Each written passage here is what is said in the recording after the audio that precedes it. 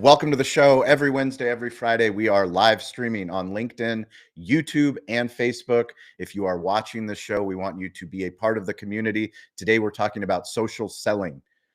Recently, we found a social selling index on LinkedIn specifically.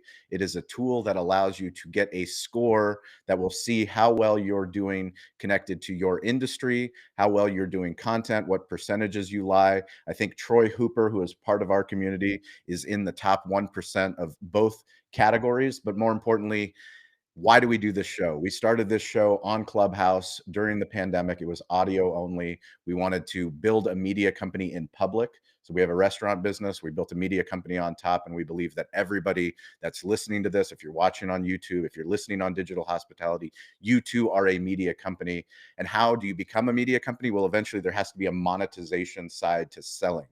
The greatest question of all time with content creation is, what is the return on investment? What is the ROI of someone doing videos, of making content for LinkedIn, for YouTube, for Instagram, making content on your website, telling stories? We say be the show, not the commercial. We've got a great conversation today because we have so many people in this community that are going to come here to contribute to the conversation. What have they learned about social selling? Tell us a story, tell us who you are, and let's go ahead and bring up the community.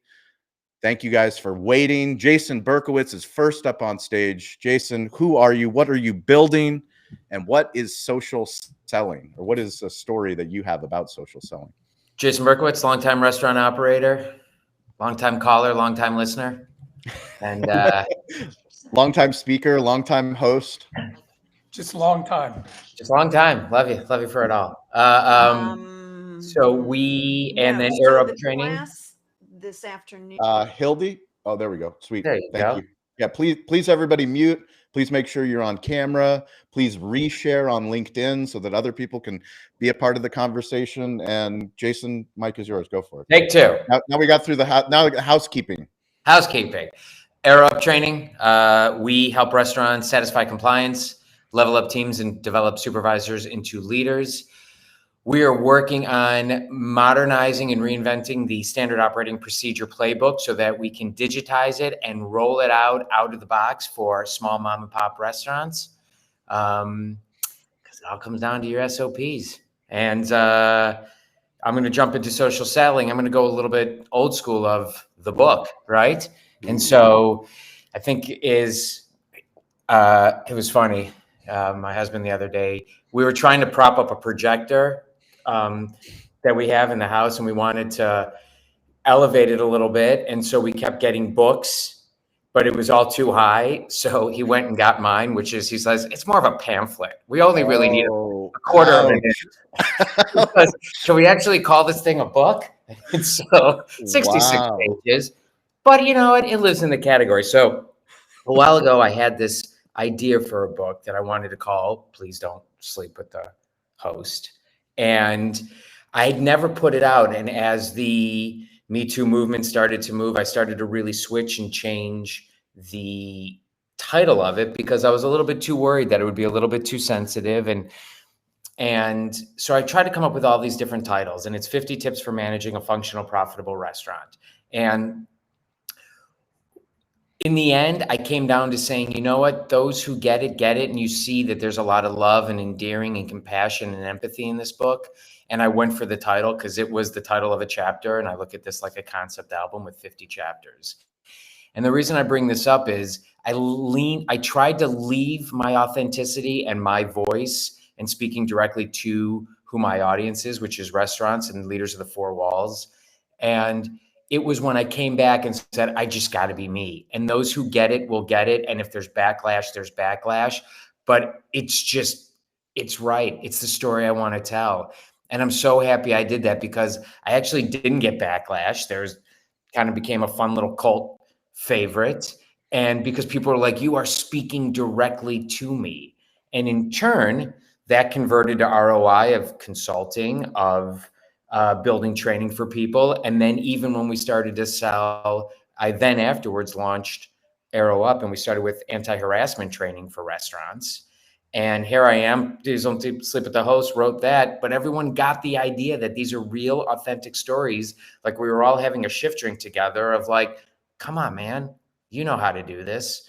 And so that to me is sort of old school to new school. And to hand it off to digital hospitality is I'm taking these stories and digitizing them or finding other people who have these stories to capture similar ones that then we can share online in courses, spread it throughout this worldwide web that we've got. So I love that I've gone from analog to digital, staying authentic.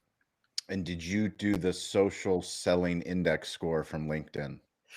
I sat on a thread with people who just kept popping all these social index, and I looked at mine and went, I'm not touching this. Why didn't you? Did you not do it, or you didn't share it? Did I share it? I don't know. I don't think you did. I think you Did I just.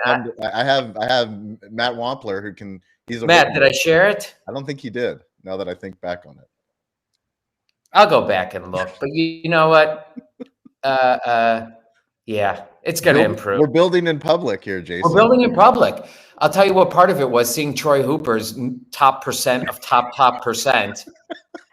The joke of, I think Matt was, well, I realized I just got to tag 100 people. And you're which not is tagging enough people. I'm not tagging enough people, which is something you can do. As well as, look, there's a lot of it. You know, I think everyone should ask yourself, am I making at least a video a week? And that's what I've been asking myself. Am I at least making one video a week? Am I making a couple posts a week and sharing those? And that is improving the index. Now back to you. Hand it off. There it is. Jason Berkowitz. Elizabeth Doss, go for it. Very quickly, I was just letting people know, if you're watching and you can get over to the LinkedIn Live, I did drop the link I grabbed it from Shawn's post, the link for you to be able to click and go and check out your own social selling side of things. You have to click the link and then click get your score, and then it'll pull it up for you. Awesome. Hi, my name is, am I really glitchy? Because my internet is very... A little bit, but I think we can... let me know. You're good. Go for it. Okay. Okay. I will go for it. My name is Elizabeth Doss. I am a social media consultant, and I'm also a motion graphic designer, and I help brands and businesses in both of those realms. I create animations like GIFs that we use in Giphy to harness their thought leadership and to build community, and hopefully to bring joy across social media. I was really shocked by my social selling score for a couple of reasons. One, I'm in the top 11% of graphic designers on LinkedIn. What? Like, one, that's not what I have. I need to probably adjust my thing on there, but that was really surprising to see that side of things. But very quickly, I realized that, and I've did this with a client this week. I realized we had been soft selling and we'd been telling stories and we'd been doing the things, but we didn't actually declare what we were there for and what we offer. And so I do want to point out, sometimes it's a good idea to have a blunt post that says, this is what I do. So for me, with what that looked like, for the animations and the GIFs that I created, I made a 7-second reel on my on Instagram that I showed the text that a client sends me. Like this, they send me these phrases, and it's super boring and not cute and ugly. And it says, this is what my client sends me. And then I show the animations and the GIFs that I created. It was 7 seconds of before and after. So people could see that transformation. And that post alone has gotten me a lot. And so I repeat that, showing with I show different clients in that one, but I repeated that post showing specific clients, saying, this is what this specific client gave me, and here is the specific gifts that I gave them. And I keep repeating that. And so for me, that's one way for me to show the before and after, and thinking about how can you boil down the transformation of what it is somebody working with you, what it looks like, and how can you repeat that story. So that was one thing. But I'm working for a real estate agent. She's recruiting new agents for her agency, and I realized that we were kind of soft selling it, and so instead I made her a post that said, your talent, our support. let us help you out, because I realized we hadn't done anything directly saying we're recruiting. And so even in the caption, I said, we are recruiting, we are, we're hiring. And so what does that look like in you being super blunt about what you do? And because I know it gets really cringy when you think about selling, but you do need to say what you offer so people know what it is, and get super blunt, super clear about it, and have those posts in rotation so that maybe once every 2 weeks or maybe once a month, you're saying, this is who I help, this is what I do, and here, check it out. So I'll hand it back to you, Shawn. That's awesome. Great stuff. I'm gonna jump in and tell you, I did share it. I'm top 4% in industry. Not What bad. What industry are you? Restaurants or hospitality? Because I think I think stop asking the second question. that's my job, to ask good questions. Hospitality or restaurant, top 18% network. But I'm really jumping in because as a part-time co-host, I want to throw this over to Ian, because I love the fact that I noticed that Ian is wearing To Live and Dine in LA, which is our independent hospitality coalition in Los Angeles shirt that we use to fund us, our nonprofit. We have 1,200 members. I'm a founding member and on the board. Ian, thank you for repping and having that shirt. So I am grabbing the gauntlet and handing it to you to say, you're up next. And that's awesome. I approve of this message. I approve of anyone interrupting and passing the mic. Go for it, Ian. I appreciate that, Jason. Yeah. Ian Hawksworth, EHS Recruiting Company. We help restaurants and hospitality companies source top talent, focused in SoCal in my office, but also coast to coast.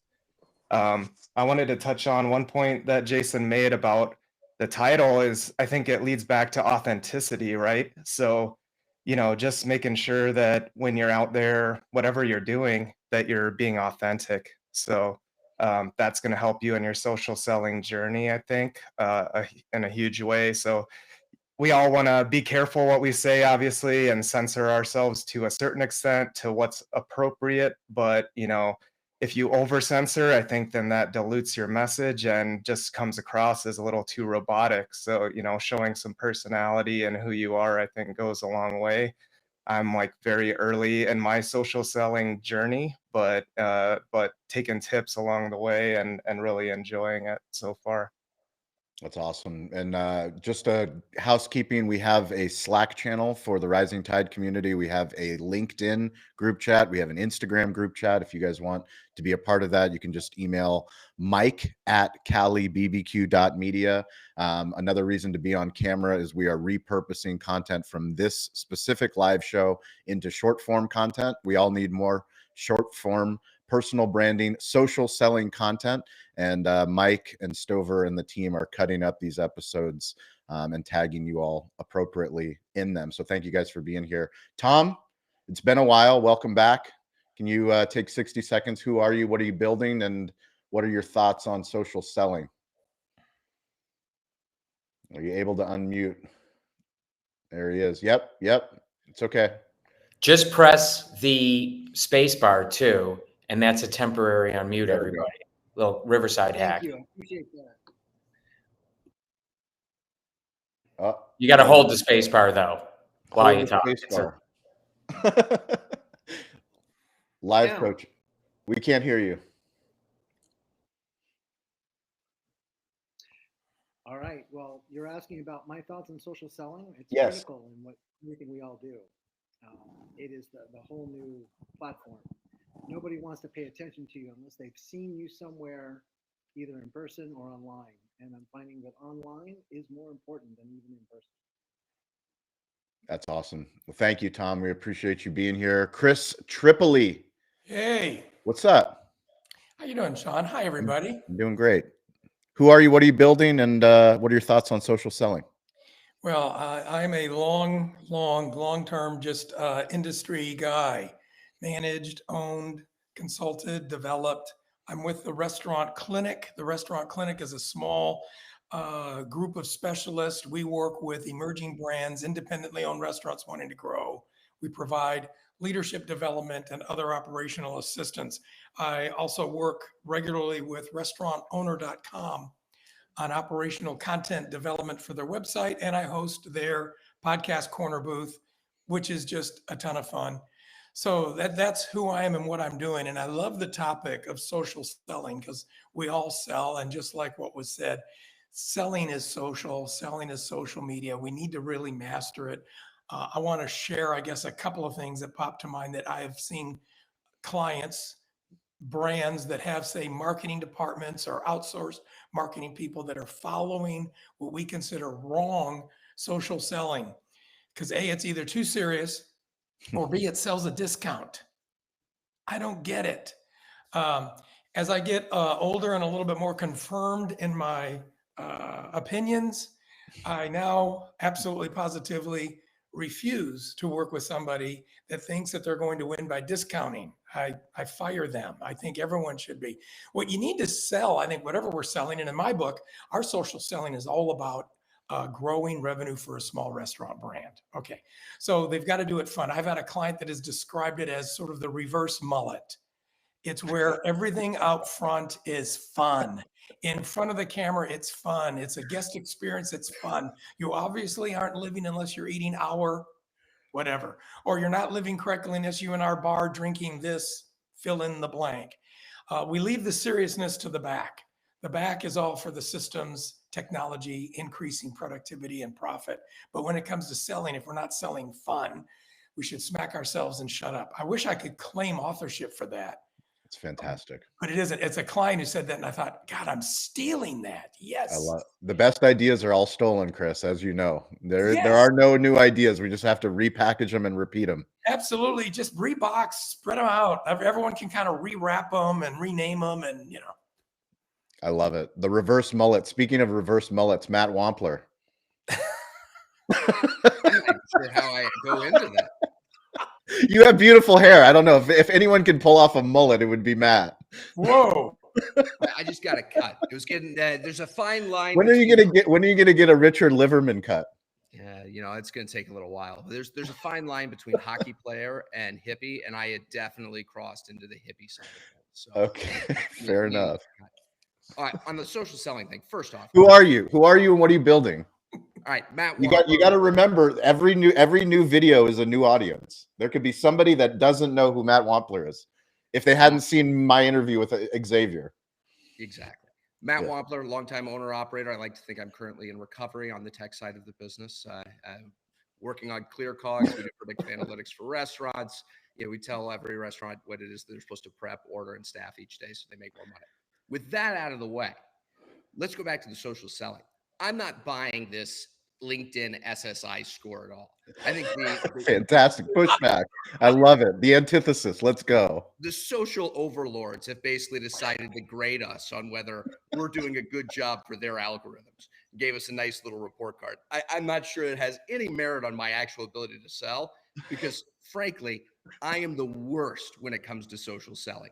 Like, I am a Midwest boy that humble, I'm uncomfortable trying to sell something. So whether you can get lots of awareness on social media, yes. I'm still figuring out the selling side. So enjoying the conversation. That's fantastic. I love pushbacks on any. You can't have a thesis without an antithesis, right? Fantastic. Good stuff. Charlie Eblin, you got the hat on again.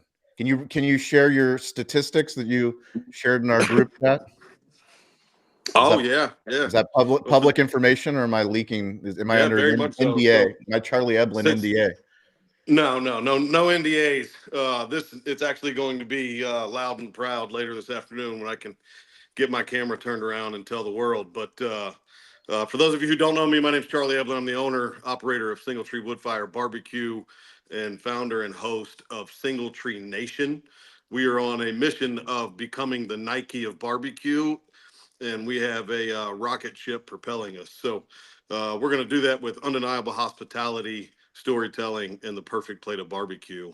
And it's quite incredible, Shawn. Yesterday I had a meeting with a marketing firm, and the first meeting I had with this firm, I told them I don't pay for marketing.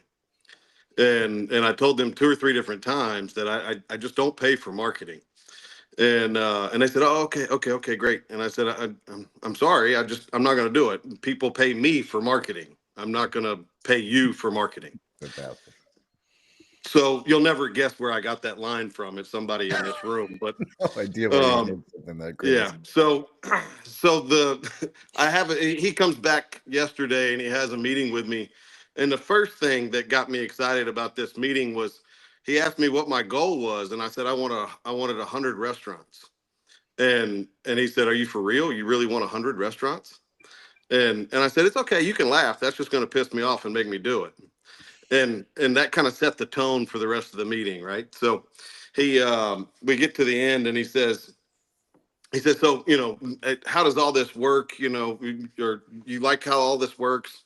We got a great dashboard. We can track how all of our ads come in and out." And I said, "So you want me to give you $15,000 with no ROI in the first 90 days, and then another $15,000 for the next 90 days, and I'm going to get a 1-to-1 return.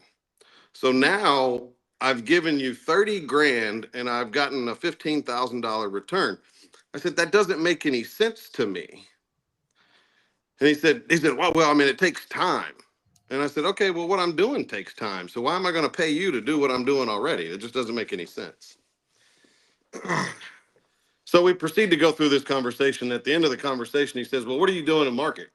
I said, "Well, I'm storytelling." And he goes, "Well, what does that mean?" I said, "Well, shouldn't you understand what storytelling is since you're in the marketing business?" He didn't like that comment either. So we move on a little bit further, and he says, and I get to the part where I'm on the radio and that I have a podcast and I'm building a media company. And he says, so you really aren't going to spend any money with marketing with us? And I said, "No, but I would be happy to have you guys on as a partner, and I can help you grow your media company if you would like to." Fantastic. The So reverse sell, baby. That's the reverse sell. For those taking notes, that is what we call the reverse sell. He said, well, how much would it be?" And I said, "Well, if you want a 30-second ad on my show, I can give you the real easy. For 13 shows, it'll be about $3,000. I said, "But since I like you, I'll drop it down to 2,500. He said, "Oh, well, I don't really kind of have that much money to spend on marketing right now." And I said, Charlie. So now he you know doesn't how I spend feel. money on marketing, but he wants you to spend money on marketing. Right, right. Like, It was he's an not epic drinking the conversation. barbecue sauce there. Yeah, absolutely epic day. So then this morning I get a message from the radio station, and he says, "Hey, I wanted to apologize to you. It's taken so long, but we finally got January's analytics back, and I'd love to talk to you about all the analytics and kind of go through it so you can understand it, because it's a little bit different than, what you would see on social media." And I said, "Okay, great." I said, "Give me a call. I got time around 11:30. I said, "Okay." So he calls me and he says, "How many people do you think listened to your show in the month of January?" And I said, "Man, I have no idea." I said, "If I'm going off of my normal analytics, maybe, I don't know, maybe 1,000, you add, 1,000 of the radio, so maybe 2,000 people total for the month of January." And he said, "You're not even close." He said, "We are absolutely ecstatic to tell you that you had over 11,000 people turn into your show on Saturday morning from 8 to 9 a.m. in the first 4 weeks of us being on air. Absolutely incredible. Over the moon excited. Total impressions for the month of January was over 500,000. Whoa. Absolutely crazy. So for those of you who have any doubts in what social selling is, and have any doubts in whether or not you should go tell your story, I am a testament to put in the work, and it will get done, and people will find out who you are and what you do. So don't let your dreams be too small. Go out, be the bigger, the better version you could ever be every single day. Put in the work, tell your story, It will resonate with people as long as you are authentically you every single time and don't give two fucks what other people think. Charlie, I cannot tell you how proud I am, how proud this community is. I met you on Instagram Live and was Yeah. like, who is this barbecue guy? Is he crazy enough to take some of the advice and like stay curious? That's how we met, but get involved. I mean, getting involved, it didn't happen overnight. I mean, how long ago was that Instagram Live? 2021, maybe 2022 at best? Yeah, 3 years ago. 3 Yeah. years ago. Yeah, And coming up on 3 years ago. and you have a show Yeah. on ESPN that's reached over Yeah. 500,000 impressions in 1 month. Now you have a distribution partner. Now you can do the actual selling side where you can go and get a sponsor, even if it's not that marketing company, but that marketing reverse I selling. do have a few phone calls I'm going to make this afternoon to kind of revisit some things. 100%. Yeah, I love it. So proud of you, man. Super excited. Congratulations. That was a phenomenal story. Thank you. Let's go. Jordan Silverman in the house. Jordan, thank you for always showing up, man. We appreciate Hey guys, you. What's good to up? be here. Feeling good. I was on vacation last week, hence the MIA. My first family trip in a long time, and let me tell you, even on vacation, you still don't get to sleep when you have young kids. It's crazy how that works. Still not relaxing. We were in Aruba. Day one, my daughter fell into the pool. We were right there, like right away. That's what the vacation's gonna be. Her running into the ocean, not thinking anything. How No old more is just she? laying by the beach. 2.5. Oh, wow. Yeah. Did Yeah. you jump in to save her? Were you? Listen, she was like, I was literally sitting on the edge of the pool. She ran around the corner and just tripped in. I literally just picked her up. It wasn't a big deal. But it's like, shit, okay. I'm not sitting on the chair 2 feet away. I'm sitting here. Yeah. Wow. But I'm feeling great. For those that don't know me, I am Jordan. I am the CEO and co-founder of Starfish. We help restaurants automate their P&L analysis. Really, our goal is simple. Most restaurants meet every 2 to 4 weeks and analyze a P&L manually, spending a lot of time looking line by line at data. We just surface action items. What are the 1 or 2 things that they need to actually care about to go be more profitable? Similar to Matt, I am trying to push myself out of my comfort zone with social selling. It is hard, it is uncomfortable, but I'm trying to get better at it. What I've been trying to do, successfully and unsuccessfully, is talk with other people and try to post about other people as much as possible. And that's how I'm trying to go about it, whether that is a podcast with someone, a webinar, a blog post combined with someone else. So what I'm trying to do is slowly force my way out of my comfort zone by trying to leverage other people and do group efforts of social posts. That's awesome. Well, you've been putting in the work, and we're grateful that you show up. And as always, thank you for hosting. I know you've been a guest host, and that goes out to anybody that wants to be a guest host or has a topic that you want the Rising Tide community to talk about. Let us know. You can email podcast@calibbq.media. Paul Molinari on his way to Mertech. I don't know how many of this community will be at Mertech, but if you are, let's let people know in the group chat so people can meet up. Go ahead, Paul. Who are you? What are you building, and what are your thoughts on social selling? Sure. Hey guys, good to see y'all again. Yeah, Paul Molinari here with Popcorn GTM, fractional CMO for emerging restaurant tech brands, and also the host of my own podcast called Morning Sam, Morning Ralph, which is a restaurant technology focused B2B type podcast. And I also I co-host another pod called Restaurant Masterminds with Paul Barron, Stacey Kane, Anna Townsend, and Rudy Mick. And just to talk just a half a second about the power of social selling is really, it's important. I think that all businesses are taking advantage of the channels that are made available to you. I know, Shawn talks about this all the time.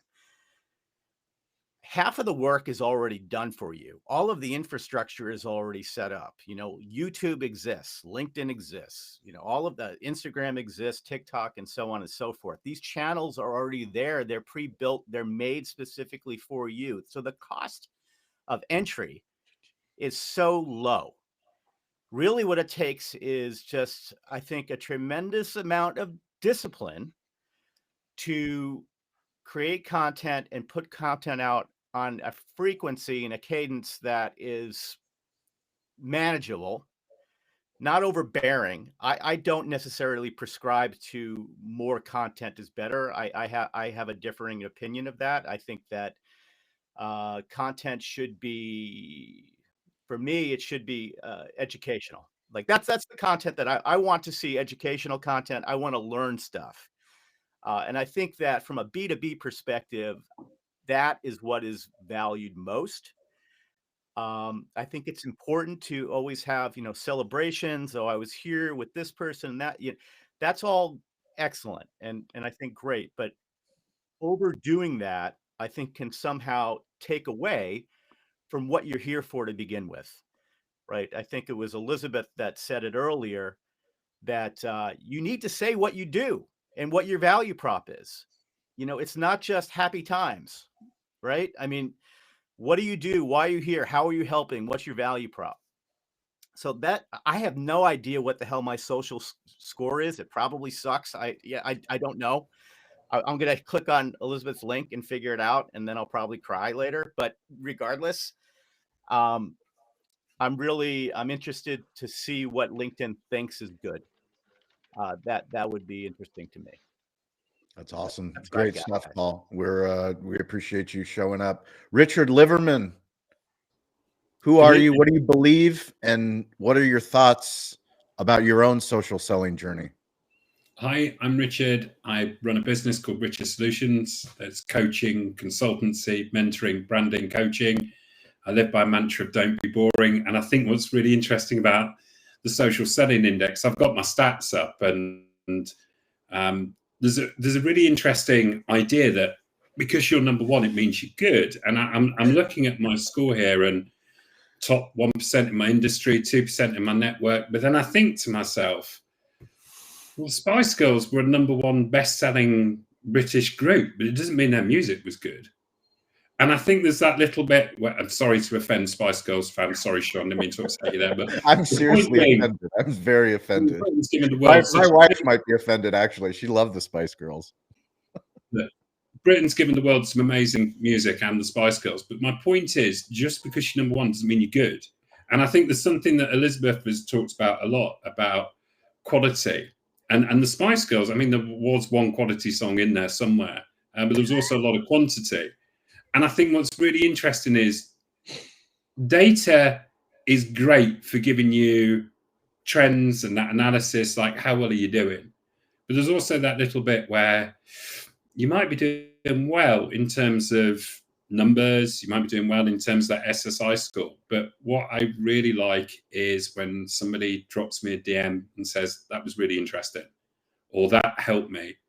That's way more important than the social selling index.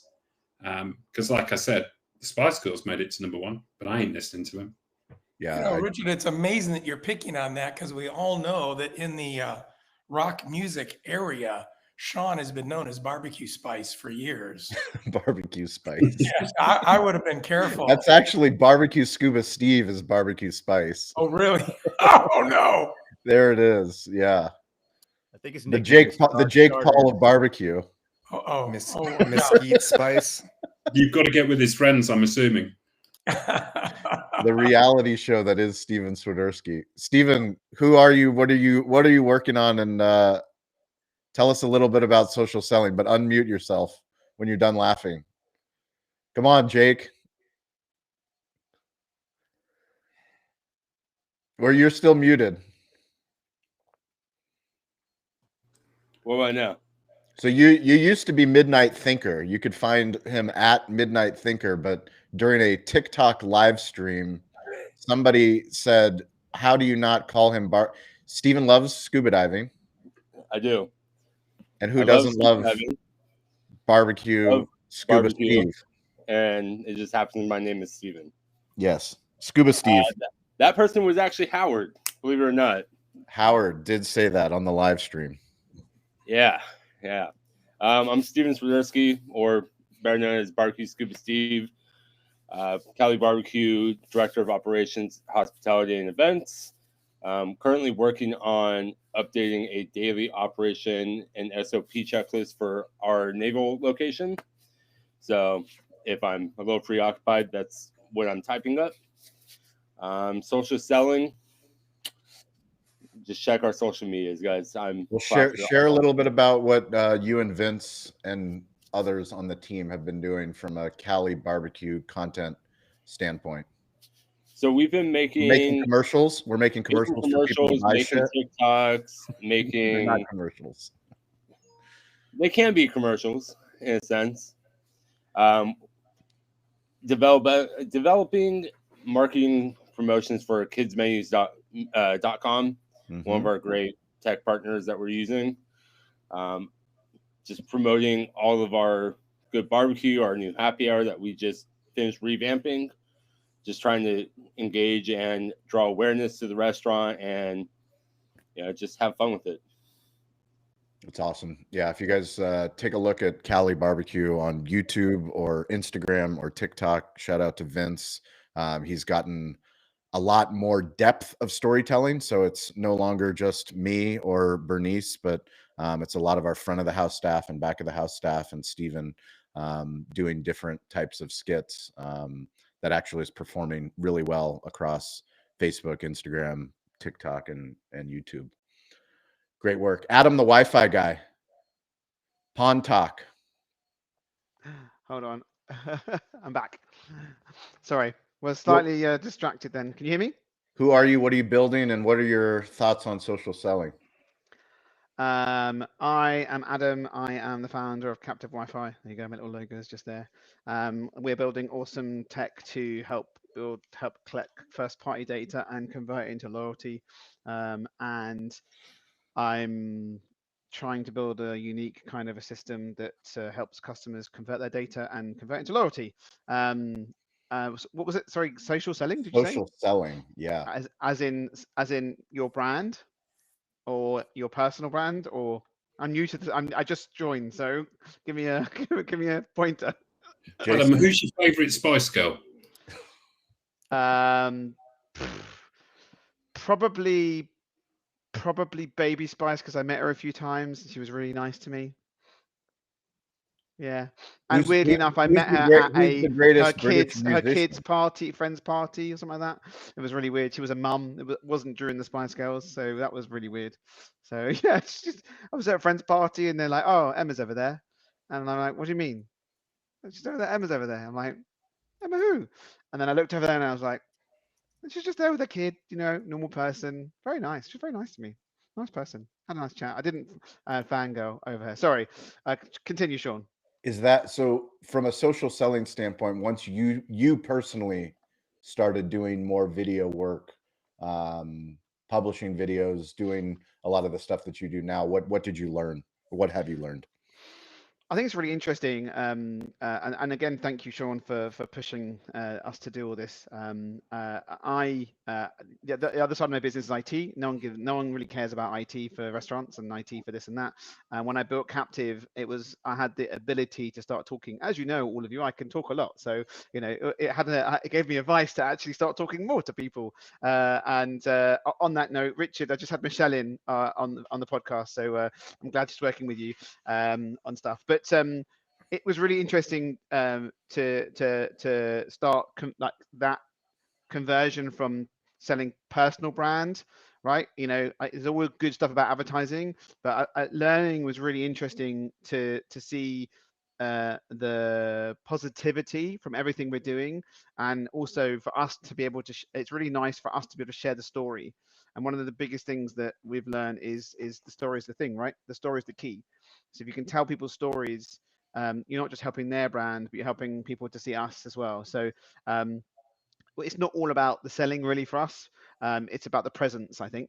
I'm more interested in being present and having the presence out there to share other people's stories. And if they come across our brand, great, great stuff. It allows us to get exposure. Like I think 3 weeks ago, Shawn, I got a message on my online chat when you were asked, we were having questions about the Wi-Fi stuff, and literally a guy on YouTube went to my online chat and was like, "Hey, just saw the live stream. Really interested. Can you help us?" And that was just from a conversation piece. So, which I think was amazing. So thank you for that. But I'm learning every day. I'm new to this stuff, and we are. I think it's really important to expand on other people's stories. I think selling is. I think selling is a secondary thing for us. I think we just want to reach out the brand. I want to reach out the pod and other people's stories, and if people can see us from what we do, and if people can enjoy those little snips of stories we're doing, then I think that's beneficial for us. I'm early doors, right? You're 6, 7 years in, Shawn. It's very, I think when we get later on, I think yes, when all of us here are on episode 197, it's going to be a very different conversation. We're very early doors on where we are. So I think once you've got the history behind you, and you've got the not legacy, but the amount of history behind you and stories behind you, you can probably do a lot more with the selling side. What's really interesting, you're talking about social selling, and we're talking about it from a LinkedIn perspective. What's really interesting for me is there's more and more people I meet in the industry in the UK that talk about you in a really positive light that you don't hear. Yes. And I think what's really interesting when you look at social selling is almost what are people saying about you when you're not in the room? And, I can't speak on behalf of Baby Spice, but everybody else I've met in the network has always spoke really, really highly about you. So whilst social selling index is a great thing on LinkedIn, what's really interesting is how are people talking about you and describing you when you're not in the room? And I think that's a really good measure, and you should be really proud of where you are, Adam. No, I really appreciate you saying that. And I met someone today that actually has a podcast studio. They're an internet company. So Richard, if you need to come to London and you want a podcast studio, it's for free, and it's fully set up. I mean, Shawn, you'd cry if you saw it. It's awesome. Proper spec, unbelievable, and they're an internet company and they just want people to use it, right? So I met them today and they were like, just come use it. We just our logo's in the background. That's all we really care about. We want a little bit of exposure. And I said to them, I'm the connector of people. I'm happily connect you to people. And that's basically I think why I've sort of probably got a little bit of a name out over where we are here, is that when people call me and they ask, oh, do you know this guy? Or can you help with this? No, but I know someone you can. And it's the thing that you guys have all here said is, ask for help. And people do ask for help now more and more, which is really nice. And if I can try and be that connector of people, Shawn, you are very much the same. You are the connector of people. I don't have a huge, broad range of connections than you do with your black book, but I think being the connector of people definitely helps with that. And I will fall over myself to help people. And funny enough, Richard, Michelle said to me at the end of the podcast just about half an hour ago, what can I do to help you? Which was just like literally, I was like, wanting to give her a hug. So her story I just want to jump in on, if I may just jump in for a second with what Richard said, and I think he brings up a really good point. So there's social selling, but a huge aspect of that is kind of the listening side too, like the social listening. And I'm not sure I think LinkedIn probably does have some tools that allows you to do the analytics and to understand sort of how your posts are out there. But I'm wondering for the group, is there anybody what kind of social listening tools are you using? And are you using those social listening tools to help you better develop content that you could then, or at least topics where you can start then developing content that might resonate with more people because you have, bigger ears? Can I make a point? I say one thing that's really interesting that might help everyone in here. My research assistant is Mr. ChatGPT, so I use that to ask questions. I've got a nice chat there, and for the last 2 podcasts I've done, I've used ChatGPT's deep research. So if you haven't used ChatGPT's deep research, 100% strongly recommend you use it, because if you want to look at things you want to do specifically for podcasts, specifically for talking about things, deep research within 4 minutes can give you the deep research on the topic you're interested in and feed. So you just give it a couple of links, you give it the right post, you give it the right comment. And this one, I just did it for deep diving into Michelle's history and some additional questions that I'd like. It found 65 different sources from her. It also talked to itself and said, I found an interesting point about Michelle. Michelle has just done this in her career. This could be really interesting to link to this. And most people don't click on the link to see it. And I actually showed it to her to look at it. So I think that generally, if you're looking at topics and you want to talk more things about something or about someone, I think deep research is definitely a tool for people to use. And if you haven't used it, I strongly recommend you check it out. Yeah, I would say, Paul, that's great. Deep research is amazing. Paul, I would say asking questions in content has done well for me.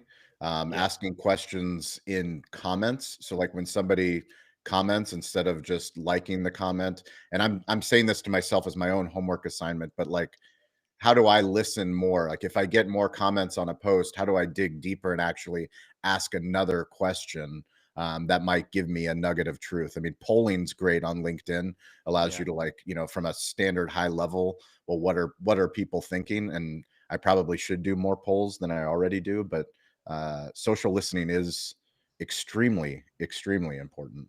And to Richard's point, I think one of the biggest benefits of doing content on the internet on all the different platforms is, like I said, people feel familiar with you before they've even gotten on a call with you. Right. Right. Go ahead, Elizabeth. Yeah, sure. So I actually learned this one from Shawn. Paul, so I'll throw this one in there, is setting up Google Alerts. One, set them up about yourself, because if you're ever in the news, it's a way that it tells you that. But I also have set them up for my industry and anyone that I'm stalking. Yep. No, that 100%. Yeah, absolutely. If you're stalking other businesses or whatever. So to kind of see what they're doing, what they're posting as far as listening. And then I love the idea of doing what Adam's saying and taking that and then go and do some more deep research into what on the listing side. Anyway. Awesome. Yeah, go ahead. Another tool I came across is called Taplio, and it's specific for Instagram, or not Instagram, LinkedIn. But it connects. I just opened up the dashboard. It actually shows your SSI score, your social selling index score on the dashboard. But it has some AI integrations and follows you input some of your, specifics, background, industry information, and it kind of curates a little bit of a feed of some trending posts and different things like that, so that you can kind of follow along and participate in those conversations. That's awesome. So in the spirit of Jason Berkowitz's accountability club, let's go around and talk about what's our own homework assignment? What are we committing to do better with social selling? So I'll start with, we're launching a new series on Substack. So the Cali BBQ Media team, we've been wanting to get into the newsletter side of content and wanting to dive deeper.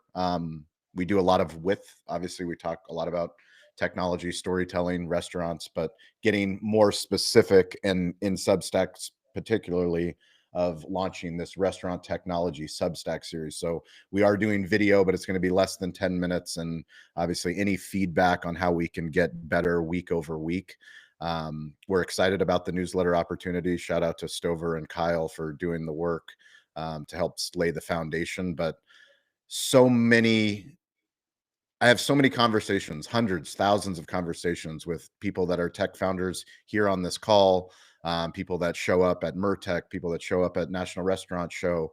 And I talk to so many restaurateurs that are single unit caterer all the way up to big, huge enterprise level companies, and understanding how do all of these puzzle pieces fit together, and what are the things that are top of mind on executives, and what should people need to know. I think that's part of the goal for me for this restaurant technology Substack series. So Jason, I'll kick it to you. What's your homework assignment? What are you trying to do better, and how can we all hold you accountable from this episode moving forward?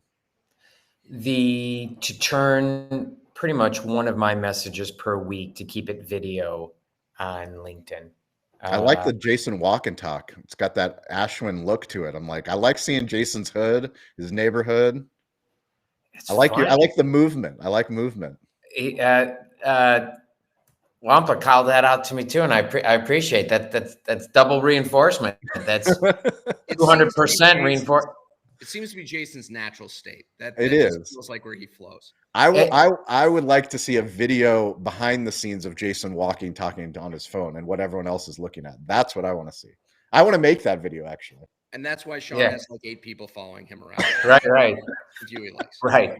There's never enough iPhones. Inconspicuous Shawn. Where is he? Follow the big lights. Drone coverage. I want a drone shot of Jason selfie style walking through his neighborhood. It's great because I'm discovering it's a new neighborhood. So this is great. All right. So it's going to be a walk and talk video each week as I do it. It's raining today, so we'll work on that. That would be even better. That's even more excitement. You have that excitement. I'm going to stick with the excitement. So there you go. Fantastic. Elizabeth, what's your homework assignment to yourself and to the community so we can hold you accountable?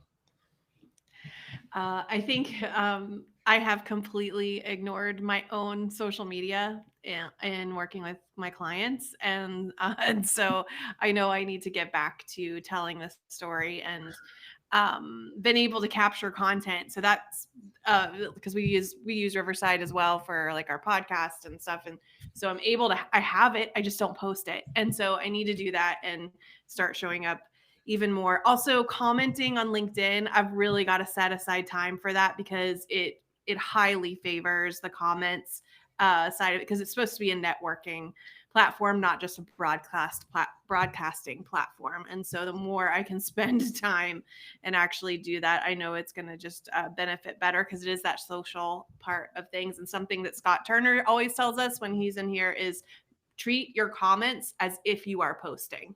Like give that much depth of thought into the comment and the response so that because a lot of times they're going to be seen more. And Mercedes had posted, I don't have this feature yet. I don't know why. Some of you may have it, but it's actually showing you the analytics of how your comments are performing. So make sure you check in to see how your comments perform. Anyway, back to you, Shawn. Awesome. Thank you, Elizabeth. Steven? I have 2. So mine is I got to do better at getting catering content and focusing on the Facebook and Instagram posts, comments, and see, how it's performing and what we can improve on from the customer standpoint. And a personal one is I gotta get wedding ready, man. I've been slacking. Yeah. Slacking on getting all my personal appearance and my weight and health back in order, but I'm on the right track right now.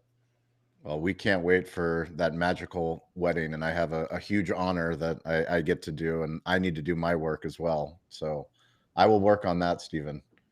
I will send you what needs. I need to get certified, I believe. Jason, have you ever been an officiant of a wedding? I am officially Reverend Berkowitz. That is not surprising me at all. Yeah, Reverend Jason Berkowitz. How many weddings?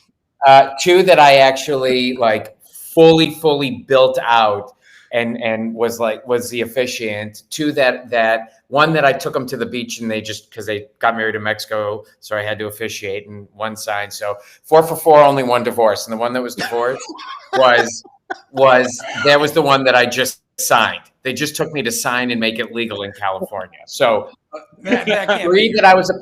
So 4 total.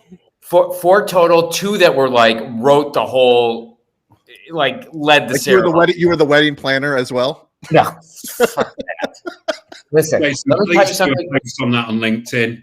Yeah, just do that as a post.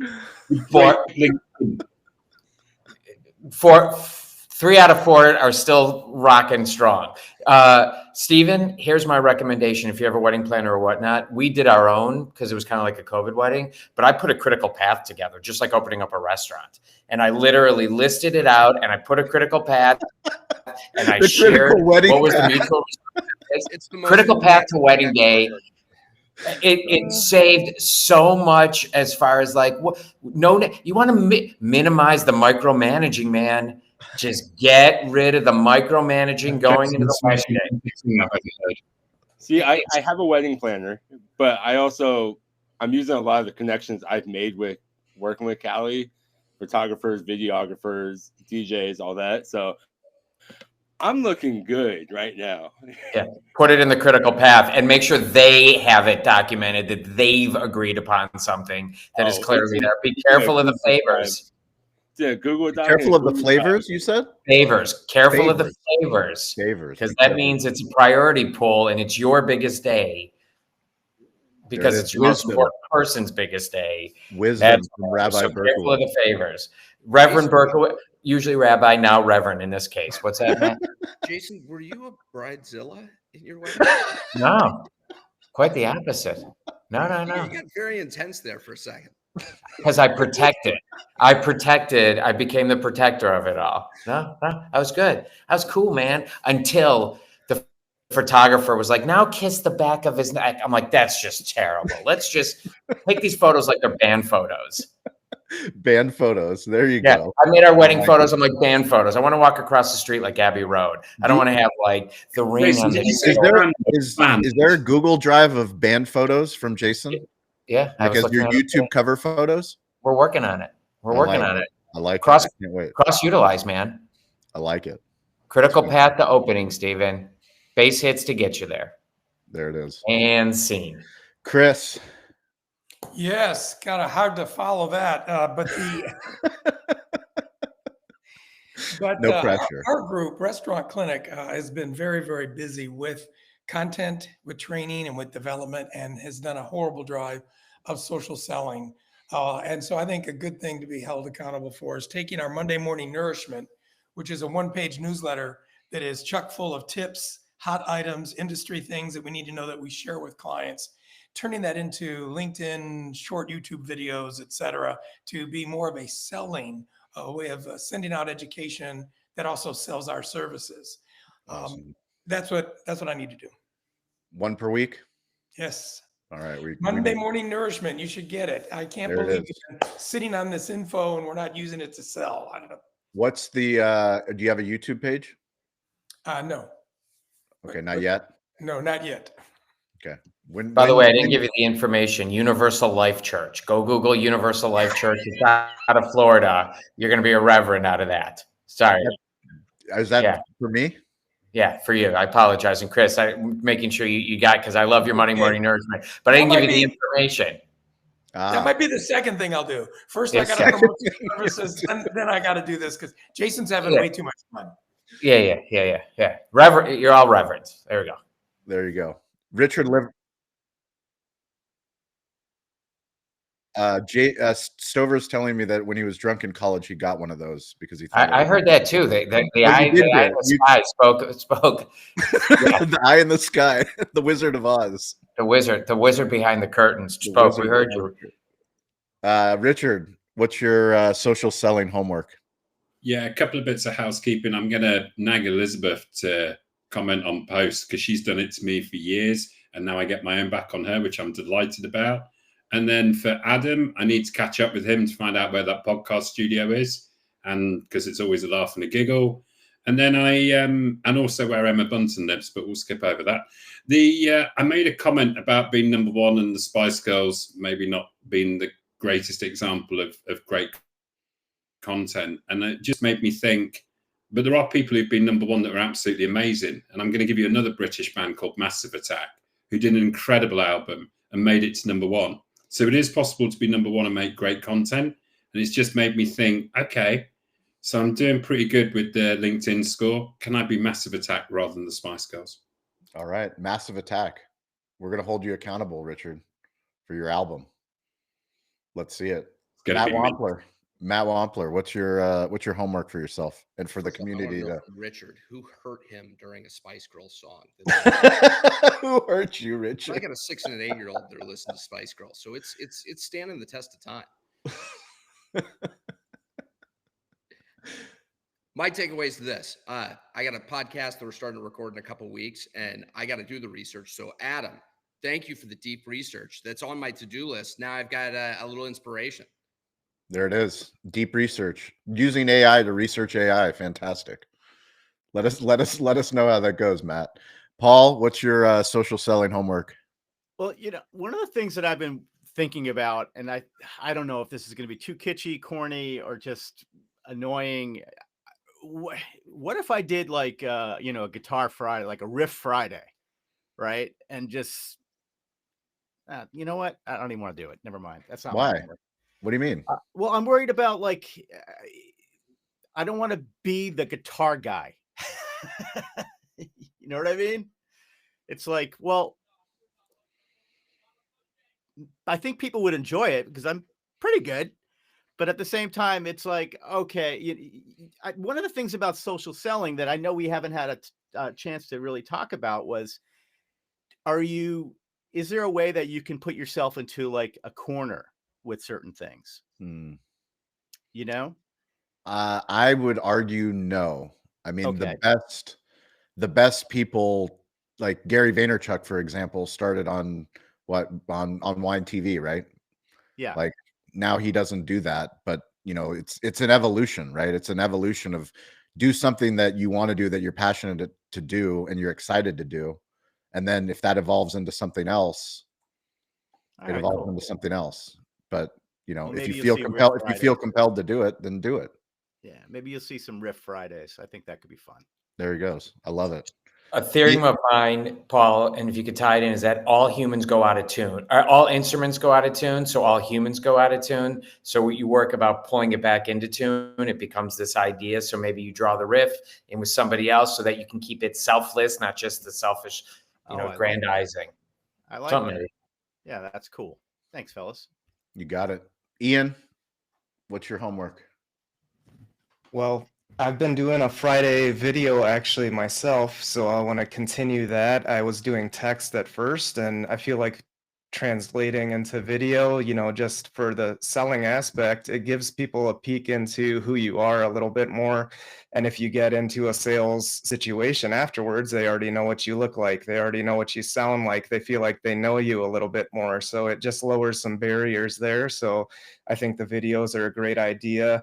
I think the Riff Friday, maybe name the riff something that's relevant that you want to like compound onto afterwards, say, I'm going to call this riff whatever. And then that's kind of like the lead in. And then you can put some text in there about, what it's all about.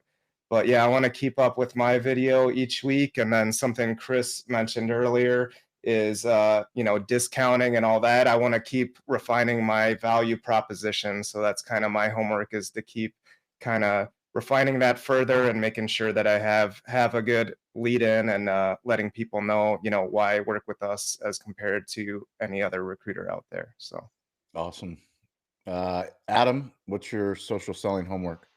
Actually, it's social selling in person. So the place I went to today that has this podcast studio said to me, "We've got an event space here if you want to use it. We just want to bring people here so people see our brand. I mean, they're an internet provider in London, and they're the ones with the podcast studio. So I haven't done any events yet at all. So I think I'd love to, social selling in person, really. I just want to like a no frills basically event where people can just turn up and network. I don't think there's enough networking stuff. There's lots of stuff online. And then we want to work towards doing more events, hopefully with them, because it's free, which is great for us. And then utilize what you guys have done, actually put that event on stream so other people can get access to the tools and the conversations, because we'll do like a 20-minute whatever, chat about what's happening in the industry, and I actually want to really get some like head-to-head competitors together, and I want to sort of fight. I want to see them like fight it out, but not physically, obviously, verbally fight it out with their products. But that's coming later. So for me, I want to bring our customers together who are in London, who can be in London, and others will just, for remote. I actually also want to do a little Riverside with some other people over here to try and not duplicate what you've done, but try to bring people together. Which I think you've done an amazing job for a community. We struggled to get more Brits over to your side because of the timings and everything else. But I think I'm sure I can get Richard on side and Scott. But I think that would be another thing, a very nice thing to build that. But for me, in person, trying to get that social selling, but in a group and do more events. that's what I'd like to do. That's my homework to work on. Amazing. And Friday, we're going to be talking about direct outreach. So kind of the opposite, I guess, of social selling. Direct outreach, cold calling, all the uncomfortable stuff for marketing people, the direct sales approach, things that work. But hopefully you guys can join us. That'll be this Friday, 10 a.m. Pacific time, 1 p.m. Eastern time, 6 p.m. London time. Richard, Jason, Elizabeth, Stephen, Adam, Ian, Paul, and everybody that joined, we appreciate you. Please join us for the live shows. It's always better when we have more voices, more stories up on stage. Mike and Stover, thank you guys for producing in the background. As always, stay curious, get involved. Don't be afraid to ask for help. We'll catch you guys on Friday.